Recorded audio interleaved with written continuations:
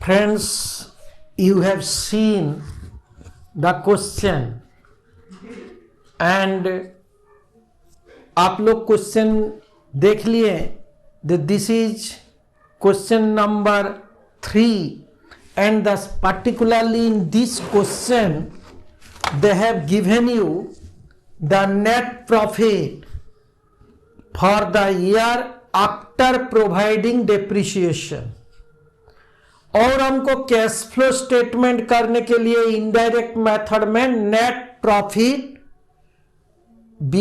आप before tax and extra ordinary item इसको लेंगे और डेप्रिसिएशन ऐड हो जाता है। ये आप लोग देख लिए। This is as per indirect method accounting standard 3 हिसाब से होता है। इस प्रॉब्लम में स्टूडेंट लोग कुछ गलती कर देते हैं। ये भी प्रीवियस ईयर क्वेश्चन है। इसमें स्टूडेंट लोग पहले सोचते हैं कि जो फर्स्ट दिया है वो 1 ईयर एंड द सेकंड वाला row second column is the next year.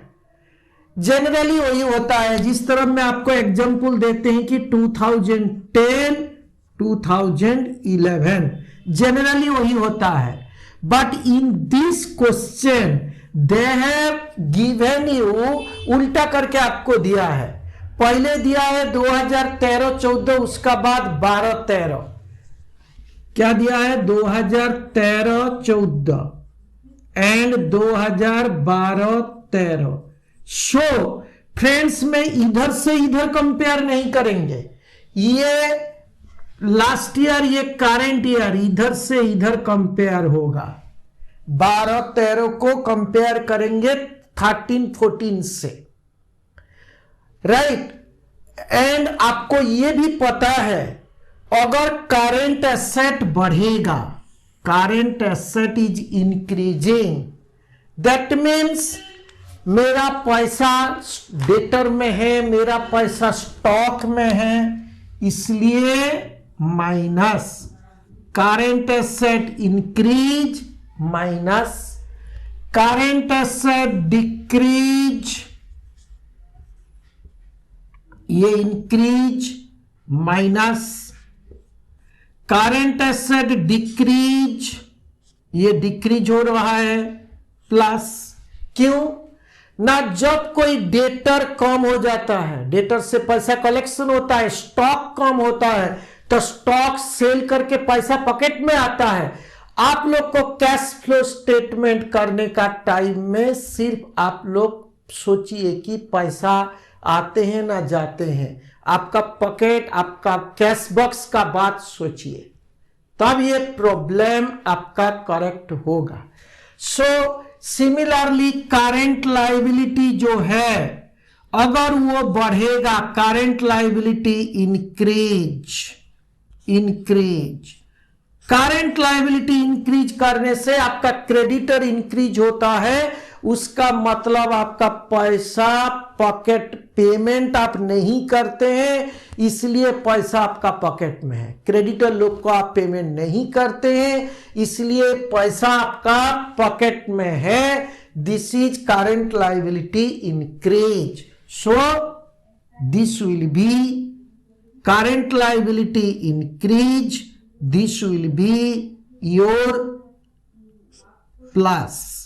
Current liability decrease, current liability आपका डिक्रीज हो गया। दैट मीन्स आपका क्रेडिटर था 1 लाख रुपया, अभी 80,000 हो गया, आप 20,000 पेमेंट कर दिए। 80,000 था, 1 लाख था, 80,000 क्रेडिटर हो गया, आप 20,000 क्रेडिटर को पेमेंट कर दिए। So cash minus, right. So friends current asset अगर आपका बढ़ेगा तो minus current asset decrease plus current liability increase, ये आपका पैसा पेमेंट नहीं करते हैं इसलिए प्लस, और करंट लायबिलिटी डिक्रीज आप पेमेंट कर दिए इसलिए माइनस। सो इसी प्रॉब्लम में ये आपको 13 14 पहले दे दिया, उसका बाद 12 13 दिया। इस तरफ मेरा कुछ स्टूडेंट लोग का कुछ गलती भी किए हैं एग्जाम में, जो सोचते हैं कि एग्जाम का जो आपका टेंशन टाइम है उसमें आदमी लोग ये ईयर का ऊपर ध्यान इतना नहीं देता है। मैं आपको बोलते हैं कि पहले देख लीजिए कि कौन सा ईयर दिया है। This is the current year, this is the previous year.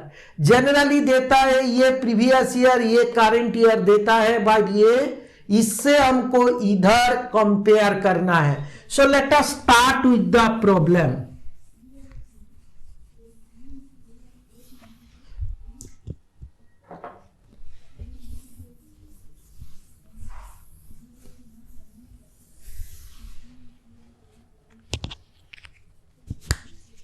This is cash flow from operating activity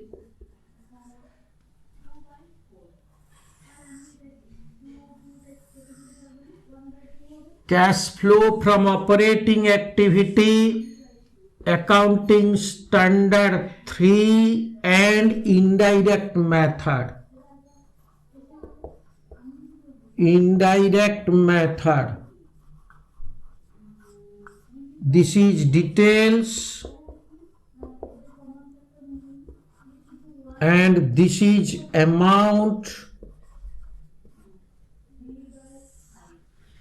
right?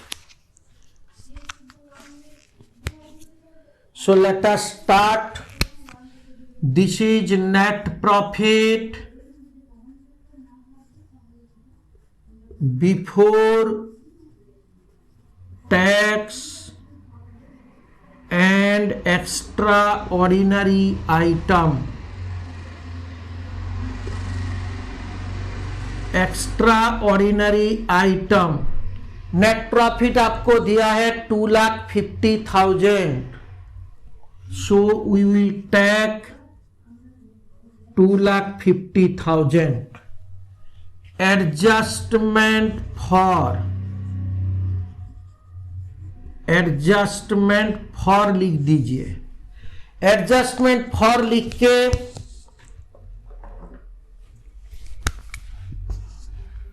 आप लिखिए depreciation.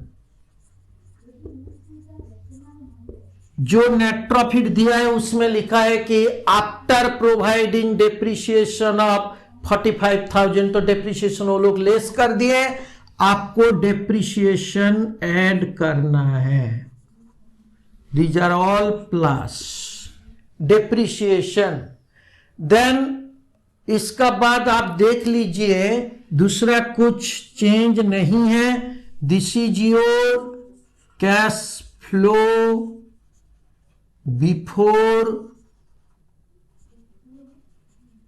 Working capital changes. This is cash flow before working capital changes. So the first item is your income received in advance. This is a liability, income received in advance. It was 600, abhi 500. So liability decrease, income received in advance. Liability decrease, income received, ये आपका liability decrease in income in advance.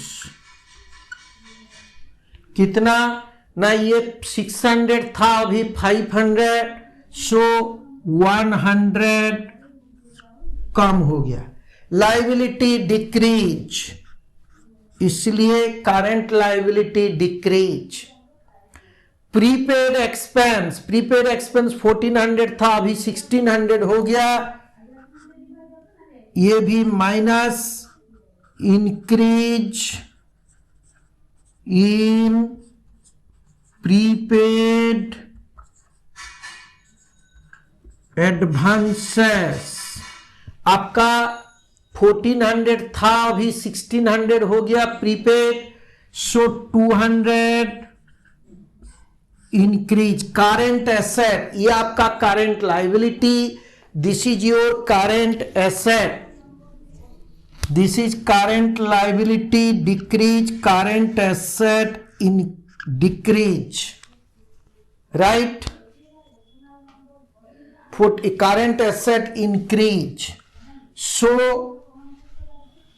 current asset increase negative. Now we will go to the next one is your debtor. It was 95,000, abhi 80,000, so decrease in debtor, decrease in debtor कितना, 95,000 था, अभी 80,000 हो गया आपका, सो 15,000 positive. क्यों ना, this is current asset decrease. Current asset अगर decrease होता है तो पैसा कलेक्शन करके आता है। सो बिल्स रिसीवेबल, ये 20 से 25, bills receivable increase, BR increase, bills receivable increase, so 5,000 negative, bills receivable increase. Creditor आपका 40,000 था, अभी 45 हो गया, सो क्रेडिटर आपका increase,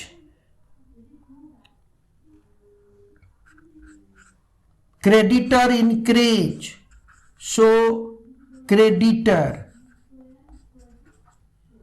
increase.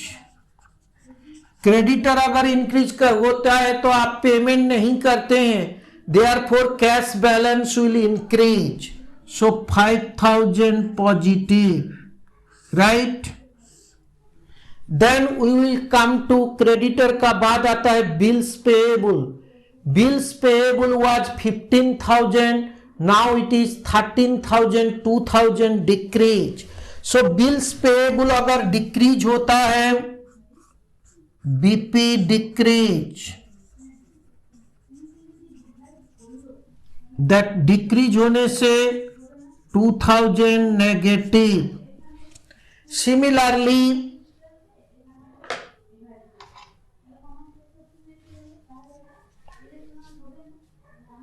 we are coming to bills payable, then we are coming to outstanding expense.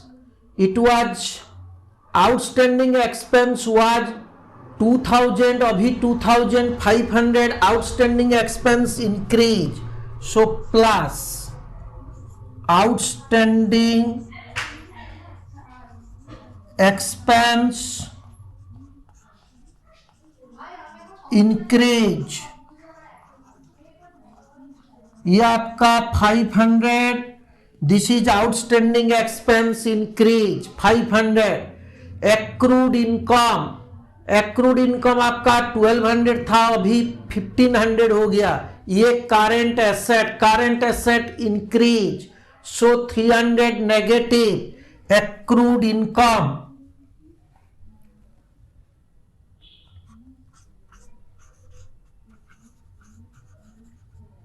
accrued income increase 300 आपका negative, क्योंकि accrued income 1200 था, अभी 1500 हो गया। Now this will be your 2,95,000, 2,95,000 +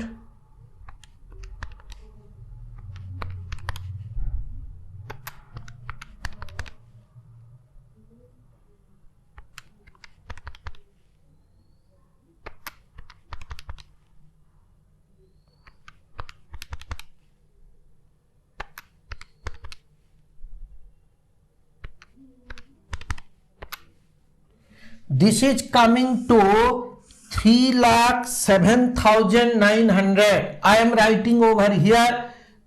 I am writing here the 3,07,900. This will go to the second column. This is your cash flow from operating activity. So cash flow from operating activity, because there is no tax is here, this is coming to 3,07,900. No tax is here, taxation is 0, extraordinary item is 0, so cash flow from operating activity will be 3,07,900. So friends, if you like the video, please subscribe and offer your comments. Let us meet you in the next class. Thank you.